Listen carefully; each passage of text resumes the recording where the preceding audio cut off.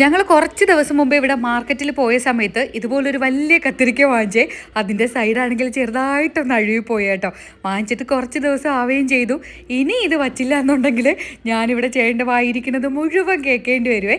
അപ്പോൾ ഞാൻ ഇടയ്ക്ക് ഇങ്ങനെ വീഡിയോസിലൊക്കെ കണ്ടിട്ടുള്ളതാണ് ഇതുപോലെയുള്ള വലിയ കത്തിരിക്ക നമ്മൾ നന്നായിട്ട് അതിനെ വരഞ്ഞെടുത്തതിന് ശേഷം അതിൽ കുറച്ച് മസാലയൊക്കെ പുരട്ടിയെടുത്ത് ഇങ്ങനെ വറുത്തെടുക്കുമ്പോൾ മീൻ വറക്കുന്നതിൻ്റെ അതേ ടേസ്റ്റ് ആയിരിക്കുമെന്നേ.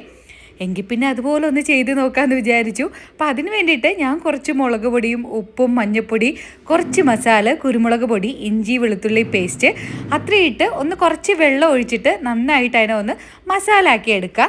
എന്നിട്ട് ഈ വരഞ്ഞു വെച്ചിരിക്കുന്ന നമ്മുടെ കത്തിരിക്ക രണ്ട് സൈഡ് ഞാൻ വരഞ്ഞു വെച്ചിട്ടുണ്ട്. എന്നിട്ട് അതിലോട്ട് നന്നായിട്ട് അങ്ങ് തേച്ച് പിടിപ്പിക്കുക. രണ്ട് സൈഡിലും നന്നായിട്ട് അങ്ങ് തേച്ച് പിടിപ്പിച്ച് ഞാനൊരു 15 മിനിറ്റോളം വെച്ചിട്ടുണ്ടായിരുന്നു കേട്ടോ. അപ്പോൾ ഈ ഒരു പാന് ഇത് അടുക്കി പിടിക്കൂല, നല്ല അടിപൊളിയാണ്. ഞാൻ ഈ ഇടയ്ക്ക് വാങ്ങിച്ചതാണ് കേട്ടോ. ആർക്കെങ്കിലും വേണമെങ്കിൽ ഞാൻ മുകളിൽ ടാഗ് ചെയ്ത് കൊടുത്തേക്കുക. ഇത് കാസ്റ്റ് അയണാണ് കേട്ടോ, അതുകൊണ്ട് ഒട്ടും തന്നെ അടുക്കി പിടിക്കൂല.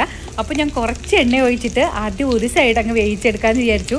ഞാനിപ്പോൾ വെളിച്ചെണ്ണയാണ് കേട്ടോ ഉപയോഗിച്ചിരിക്കുന്നത്. വെളിച്ചെണ്ണയിൽ വറുത്തെടുക്കുമ്പോഴാണ് അതിൻ്റെ ഒരു ടേസ്റ്റ് എന്നാണ് പറയുന്നത്. അതുകൊണ്ട് പിന്നെ ഞാൻ ഒരെണ്ണത്തിന് വെളിച്ചെണ്ണയും അടുത്തൊരെണ്ണത്തിന് സൺഫ്ലവർ ഓയിൽ ഉപയോഗിക്കാമെന്ന് വിചാരിച്ചേ. അപ്പോൾ ഒരു സൈഡ് ഞാൻ പതിയെ എടുത്തങ്ങ് മറിച്ചിട്ടിട്ടുണ്ട്, പൊട്ടിപ്പോയിട്ടില്ല കേട്ടോ.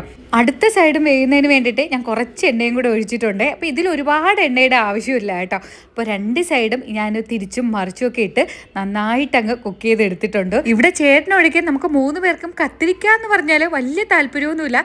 പക്ഷേ ഞാൻ ഇടയ്ക്ക് കത്തിരിക്ക നമ്മുടെ തൈരിലിട്ട് കഴിക്കാറുണ്ട്.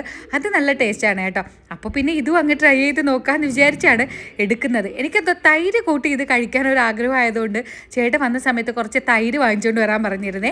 അപ്പോൾ തൈരും ഈ കത്തിരിക്കയും കൂടെ ഇങ്ങനെ കുഴച്ച് കഴിച്ചപ്പോൾ നല്ല ടേസ്റ്റ് ഉണ്ടായിരുന്നു കേട്ടോ.